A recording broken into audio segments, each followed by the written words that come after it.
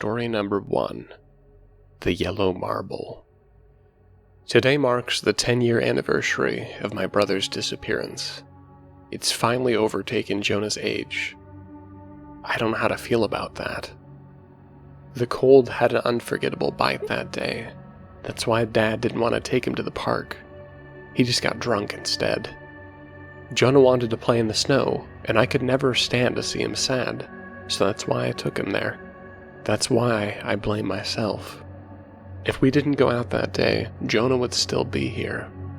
When we got to the park, he was ecstatic. It was the first time he had ever seen snow. He spent about an hour making snow angels before I showed him how to make the perfect snowball. And then we had our first snowball fight. You should have seen his face. I miss him so much. It was around midday, and I had just finished making a wall of snow to block his bombardment of snowballs.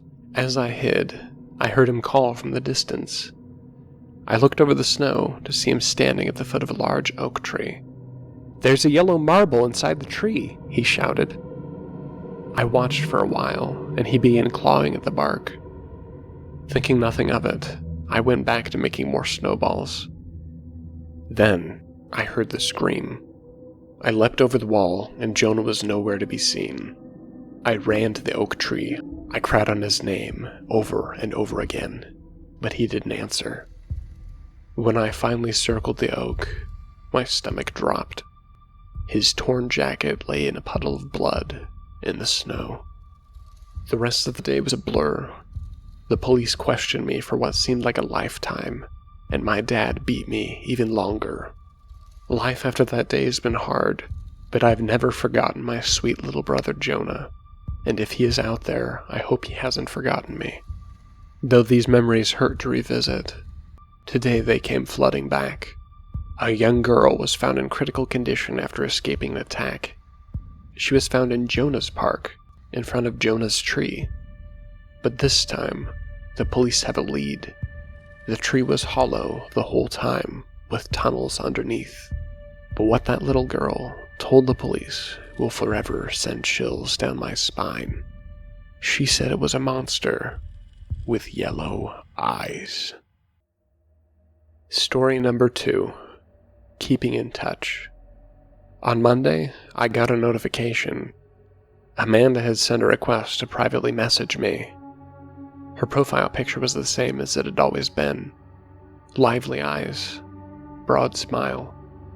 I ignored her. On Tuesday, another notification. This time, she wanted to follow me on Twitter, even though we were no longer friends. Like before, I ignored her. Wednesday rolled around, and a third notification graced my phone. She had liked a selfie of me and my cat, and commented on it, a heart emoji. I deleted the post. Yesterday, I heard that familiar buzzing sound. I didn't dare read it, or even look at it. Not this time. I blocked her.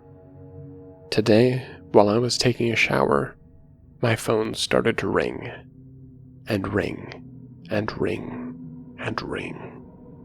I'm standing there, holding nothing but a towel, staring at the number displayed on the screen. I haven't picked it up yet. I don't think I'll ever answer, but it's still ringing. She won't stop calling me. Amanda will never leave me alone. She'll never let me go. She thinks that we're still friends, even though the funeral was a month ago. Story number 3. Ice cream truck. Thud. I woke up startled. I quickly flicked on the bedside lamp and looked around. There was nothing. My wife lay snoring next to me. I realized I had probably just had a bad dream, or the house had been settling.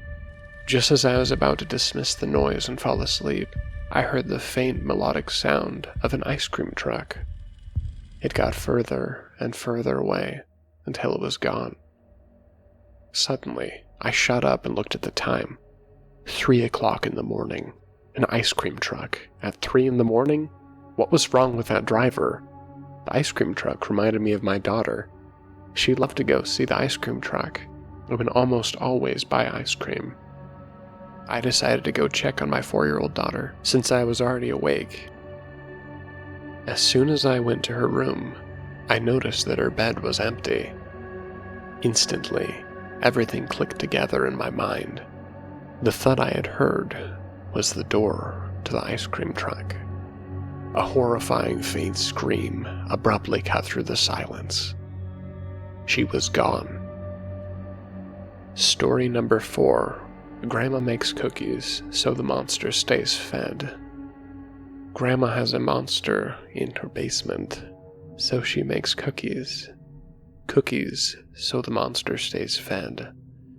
She only makes them once a year, and trust me when I say, everyone loves her cookies. And cookies help to keep the monster at ease. Because it only needs to be fed but once a year. So, once a year, Grandma makes a lot of cookies. Cookies everyone likes, except the monster.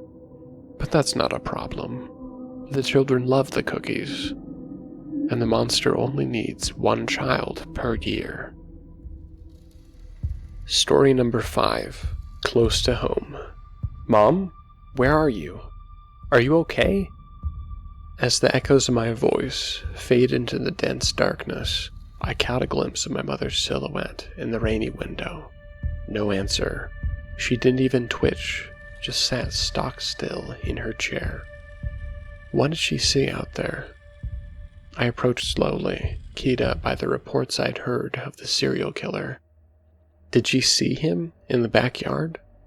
My eyes were glued to the window, but as the view of the yard became clearer, so did the reality that it was empty of anything out of the ordinary, especially any murderers. The rain drummed on the window harder now, or was it just the leftover adrenaline? I stopped just behind my mother and rested my hand on her shoulder. She still didn't speak, but she didn't have to. My heart began to slow as I realized there was no threat. Sighing, I said, "I'm glad you're okay, Mom. I was worried about you." As I moved her shoulder back and forth like I always did, I heard a thump on the floor at my feet. I glanced down, only to freeze at the sight of my mother's head staring fearfully into my eyes from the floor below.